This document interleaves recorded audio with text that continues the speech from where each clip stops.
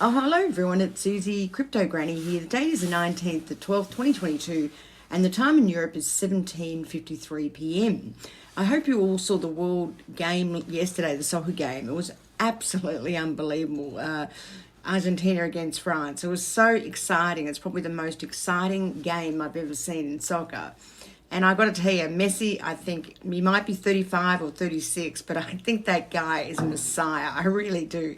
That guy honestly created so many opportunities for Argentina. He's just a wizard. He has this spatial idea going on where he can just see space, when you're playing soccer. And golly, what a game. Unbelievable, I tell you. I think Argentina deserved to win. It was just an amazing game. I'm just going to have a cup of coffee, guys. Won't be a second. And girls.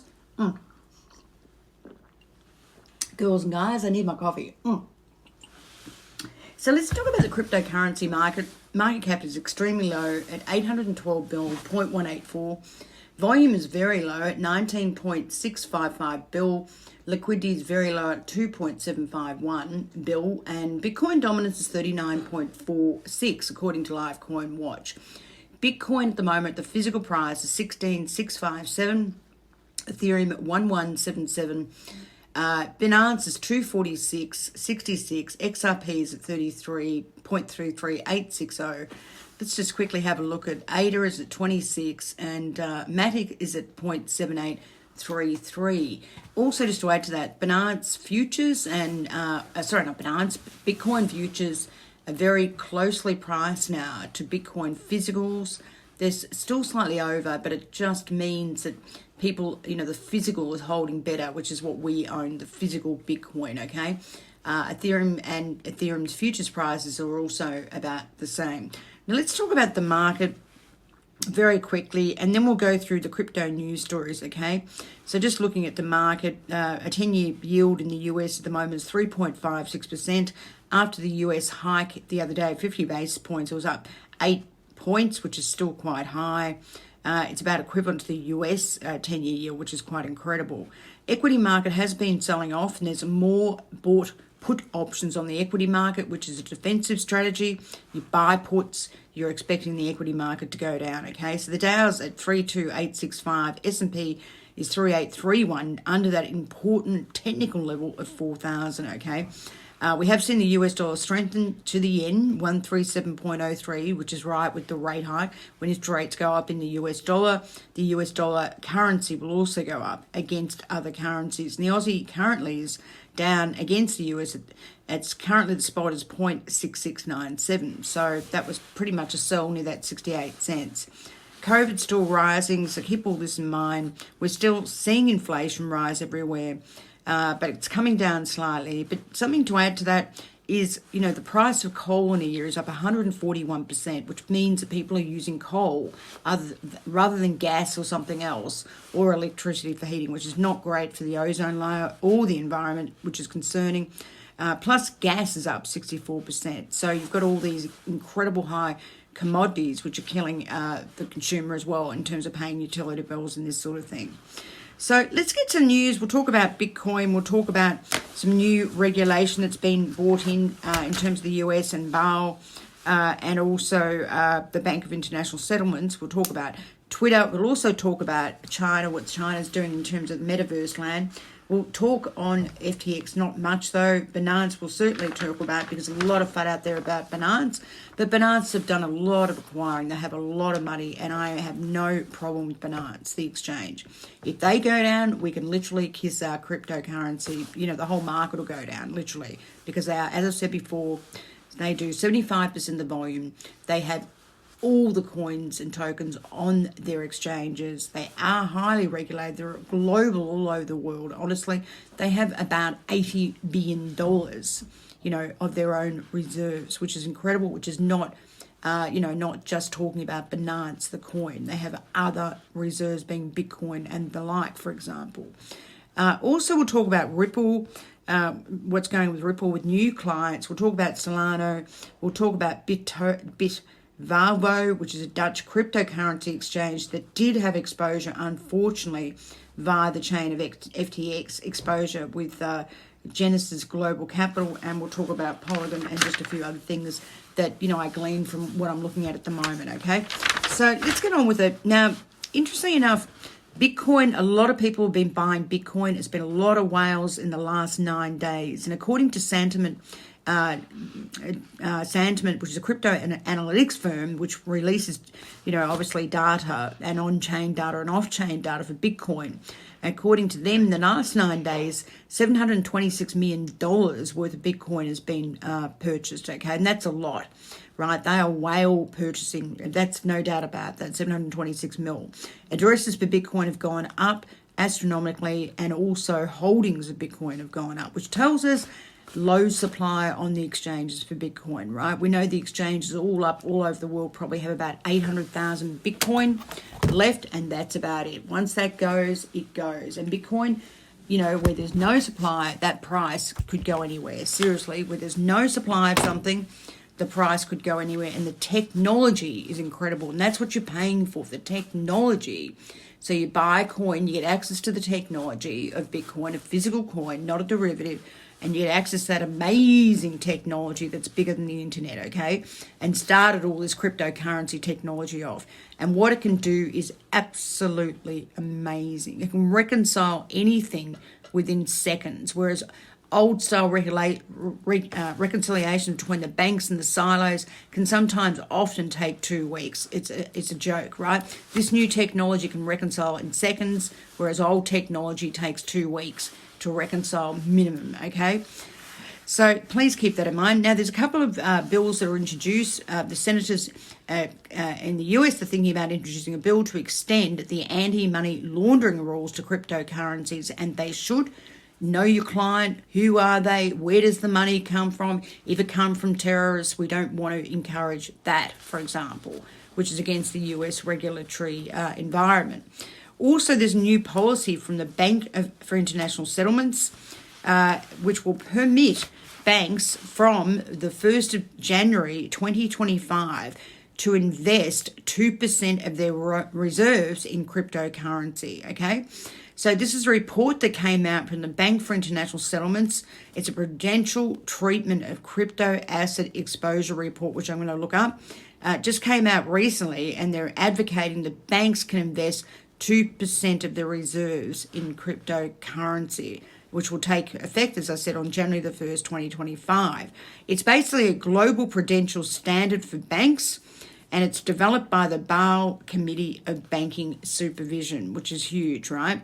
This new standard is called SC060, and it's crypto asset exposure. And that's going to be huge when that comes in, because banks will be able to buy 2% of their crypto, of their existing reserves, which are huge, okay?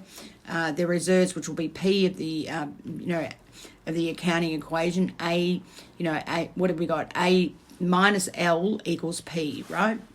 A minus L equals P. And it's the P that you look at, the reserves that they can actually invest in, the 2%, which is awesome. Now, also, very quickly, FTX, there will be an unsealing of a list of creditors, I think this week sometimes, and apparently there's more than 1 million creditors that are owed money by FTX. Also, Silvergate Capital, including Silvergate Bank and Silvergate Capital CEO Alan Lane, are all facing an action and being sued by the customers that were connected with FTX, okay? Silvergate is the parent company of Silvergate Bank and accuses Silvergate of keeping FTX users' deposits in Almeida's bank accounts. That's a very serious charge of Silvergate Capital as well as Silvergate Bank. Not great. Now let's get on to, I don't want to talk any more about FTX. I've really had enough of it. Let's talk about Binance. Now, apparently the reserve auditor Mazars is not now working for cryptocurrency clients because their main concern was over the idea, and they're probably right about this, Mazars, which is a global auditing house, that clients do not understand these reports, okay? That was their main concern over the way clients understand report these reserves, right? And, these guys were also auditing Qcoin. They audited Crypto.com and a few others, and they found that all the exchanges are either one-to-one with their liabilities or overcapitalized, which is a great story. And they found the Binance is way over 200% capitalized. In other words, against their debt, if they have one of debt, they've got at least three of assets, okay? To make it that simple, right? Now, another thing, Binance is also helping Azerbaijan get into cryptocurrency and helping them with regulation. They're assisting the Monetary Authority, the Central Bank of Azerbaijan, in cryptocurrency regulation and mechanisms to operate cryptocurrency and a potential exchange. Also, Binance US today just reported that they acquired bankrupt Voyager's assets for about 1.022 bill. Voyager's VGX is currently trading at about 37 cents, which is just a joke, particularly when XRP is at 0.3380 and has a solid business and is making a lot of money and has a lot of clients, right? But I will say Changpeng Zhao, the CEO of Binance, is quite amazing because he purchased these assets of Voyagers, which include a cryptocurrency portfolio worth 1 billion, and he purchased the overall assets for 1.022 bill, which, this guy is a very, very clever investor, CZ Changpeng Zhao, okay? Now, Voyager was also a cryptocurrency broker, and obviously they were tied up with FTX. So, Changpeng Zhao has been able to buy over $1 billion worth of crypto assets, as well as obviously the infrastructure of this cryptocurrency broker. Once the deal completes, allegedly Voya's users will be finally able to access their digital accounts on the Binance USA platform, which is a great story for Voyage users, and that's why VGX rallied today 29%, or went up 29%. Still a joke that it's higher than XRP, I have to tell you that. So don't forget SBF, and I promise I wouldn't mention that guy again, but it's valid, did make a bid for Voyager, and he bid 1.4 billion. That was before his collapse. So, Binance CZ is a very smart guy, and he's got the assets for just a little over $1 billion, and they're collateralized with cryptocurrency of 1.002 bill out of a purchase price of 1.022 bill. So Binance bought the crypto assets 1.002 bill, and he paid all up 1.022 bill, which is an amazing story, amazing deal. The guy is very, very clever. Changpeng Zhao from Binance, the CEO. Also, on Binance will be 7 upcoming Binance listings: Dash to Trade, IMPT, Lucky Block, Tamaj, Battle Infinity, Aptos, and Osmosis. Another thing too, Binance has just come out today and saying they're going to acquire another 40% stake in the Indonesian exchange Toko Crypto. Now, Binance, take your mind back, did acquire this exchange, 60% of it, back in 2020. Now they're looking to increase their stake by 100%. Now, Toko Crypto, which is an Indonesian exchange, is regulated by the Indonesian Commodity Futures Trading Regulatory Agency, known as BAPPT. Now, what's interesting about Indonesia, guys and girls, is Indonesia has a population of over 267 million people. It is a huge population where it has big cities, but also has rural people living out in the villages. So it's a very decentralized island with lots of different islands, okay?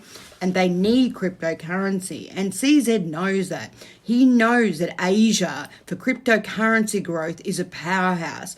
Just, to tell you this, Vietnam is one of the top countries in the world that invests in cryptocurrency, okay? So CZ has just acquired the total, we're allegedly going to acquire the total of this Indonesian exchange, Tokyo Crypto, and yet the Indonesian population is over 276 mil. That's a very big country, okay? The exchange has more than 2 million registered users as well. It's a huge country. Also, I'd like to add to that, the Indonesians have got it right.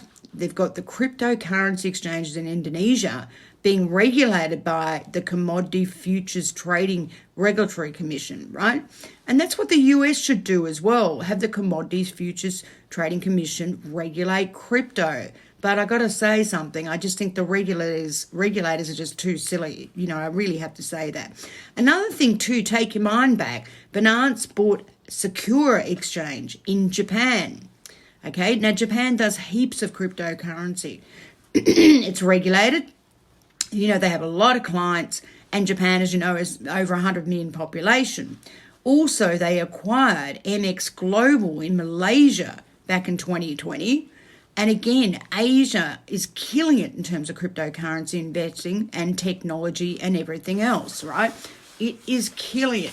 And just to give an example of this, right, we know that China has stopped cryptocurrency investing in all the exchanges and everything else. But the Chinese have come out today, and it's a Chinese province called Zhangyang. Sorry if I mispronounced that. It's a seaside port, very nice area. Aims to build a 28.7 billion MetaVerse industry by 2025, right? And they will do this. The Chinese can build hospitals in 2 weeks, seriously. And what they're going to be doing is creating cryptocurrency ecosystems with mainnets and blockchain construction. They're creating a technology cryptocurrency encryption type hub. They will have an integration of tech companies. They'll be looking at artificial intelligence, virtual reality, and blockchain all in one. This is mega, mega, mega. The Chinese love NFTs. They love MetaVerse. They love literally virtual reality and AI. So this is big, big news in the scheme of things, particularly for Asia, including China. So Binance is where they need to be. There is no doubt about it. They are there where they need to be. And CZ and his other people that work with him are very, very, very smart operators. Now let's get on to Ripple. Ripple ODL, okay, on-demand liquidity, now supports 40 payout markets, right? Swift came out in October, don't forget, and said, look, we've found an innovation where we can use DLT to make payments a lot quicker. As you know, with Swift, just a minimum payment will take 2 days, right? 2 business days, working days, right? They had a lot of difficulty addressing interoperability for cross-border payments, and it's not surprising because Swift is the old 1973 geriatric system, right? As we know, written in COBOL. The thing is, Swift does use Ripple's drivers and does use their DLT in the backware of their IT systems, right? But the thing is, they're saying they can potentially, compete with Ripplenet. Now, I don't believe that for a minute because I know Swift very, very well. Swift is a messaging system with a payment element to it, but it's an old clunky system, right? It's almost akin to a horse and cart where Ripple is the Maserati, okay? Now, Ripple is the only cryptocurrency out there that complies with the ISO 2022 standard that was in 2020, which is to do with payments and the banks and all this sort of thing, right? They're actually expanding in Africa with ODL, and one of their new clients in France is called Lemonway, which is basically a payment remittance company. The ODL volume has gone up by, greater than 15 billion for the year or so, and there's been a 9 times growth for the year, right? So, they're now in, Ripple is now in Singapore, Malaysia, Poland, Indonesia, Thailand, everywhere, right? 40 different countries in the world. Also, another new client they put on is Naila, Naila, a Tanzanian-based technical firm, announced expanding into Europe. Naila is an agent of Ripplenet, and also Modular is also a client of Ripplenet.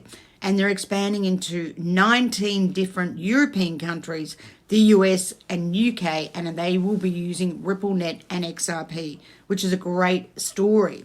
Another story that came out about Ripple today, and honestly, XRP should be, triple digits or, 4 digits, I believe the valuation is about $12.50, right? $1,250 per unit, right? Ripple named his main top selling company on private investment portfolios, platforms, right? This Linkto,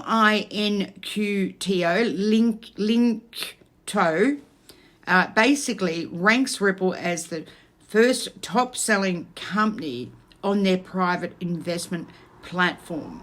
And allegedly, they're offering discounts if you use their platform. But again, be careful what platforms you do use, because we don't know how big this company is. How is it small? Is it big? Who are they?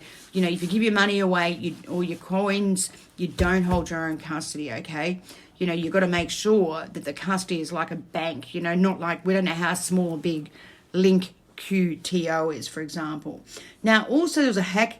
Yesterday, Solana, the decentralized protocol Radium got hacked in their liquidity pools, okay? Press time, about $2 million of cryptocurrency was sitting in the attacker's account, and then they withdrew those funds through the Radium exchange pools, maliciously withdrawing all the crypto into cash, right? Apparently, the hacker got owner authority of the liquidity pools. Wow, that's really dangerous. And the hacker got authority to automate the market maker. So they could literally, create coins and literally sell them within the market pools and then release the money to their own account. It's not great. That's not a great story. And, these DEXs or whatever they are need to be audited, right? Need to make sure the code cannot be changed in some way or some malicious hack like this, right? Also, Bitvavo, which is a Dutch cryptocurrency exchange, is unable to access 280 million euros of their own money because it's being held by Genesis Global Capital, which that's about 297 million US, right? Unfortunately, Digital Currency Group controls Genesis Global Capital, who hold Bitvavo's money of 280 million euro. So Bitvavo is still allowing customers to withdraw money and that sort of thing, but they may be experiencing potentially liquidity problems because of this, because my understanding is they haven't got their money back from Genesis Global Capital, who's also got exposure to FTX and could be potentially applying for, Chapter 11. So, I'd suggest if you use Bitvavo, the Dutch cryptocurrency exchange, I would move your coins off there if you don't have them in your hardware wallet, like a SecureX hardware wallet or, a Ledger hardware wallet, and, basically move them to Binance straight away, or basically put them preferably on your hardware wallet, okay? I've got no problem with keeping crypto on the Binance exchange. Seriously, no problem at all. So that's really important if you're a Dutch client, right? Bitvavo. Have your own crypto on your own hardware wallet or move it to Binance straight away. Now, Polygon has done extremely well. As we know, the Donald Trump NFTs went to the market last week. 45,000 NFTs went to the market and they sold for $99 within hours. Doesn't surprise me. It was only available to US clients. Believe me, I tried. People were buying for $99 and then all of a sudden you're sitting there at $10,000. So the US investor must be pretty happy with that, I'd say. It is on Polygon. And with that, Polygon addresses of going higher and higher and higher, more and more addresses, more volume is being done, more value for Polygon's mainnet and their blockchain. It's becoming very, very profitable. Now, Polygon is the second largest blockchain platform in terms of daily activities, active users in Web3. And the highest to that is Binance Smart Chain, okay? Binance is a mega nort, a cash cow, babies, in the woods, believe me. Binance's Smart Chain has 1.1 million NFT holders and users, right? Polygon has 394 million. They are in front of Ethereum of 344,000. I'll tell you something right now. I'd rather buy Polygon at 79 cents than buy Ethereum at 11.70, wherever it was, okay? Polygon is the one to buy. I would not be sitting in Ethereum for me. I don't like Ethereum. And Polygon is so cheap, and they have more active NFT users than Ethereum, and Polygon have only been around for a couple of years. Amazing. Anyway, guys and girls, just one other point to note. I think that's all I want to say today. These are just the main stories that I've gleaned after reading hundreds of things. Interesting enough, as I said, VGS Voyager, its token went up, 29% today to 37 cents, which I think is a joke. For me, I don't hold Voyager, but certainly if I did hold Voyager, I'd be selling that and buying XRP, which is a great story and a very, very cheap story indeed. Anyway, guys and girls, that's enough for me today. Have a great time. I'm going to watch the World Cup again because I thought it was quite amazing. Amazing. And, hope you're all well, and I'll talk to you very soon. Thank you.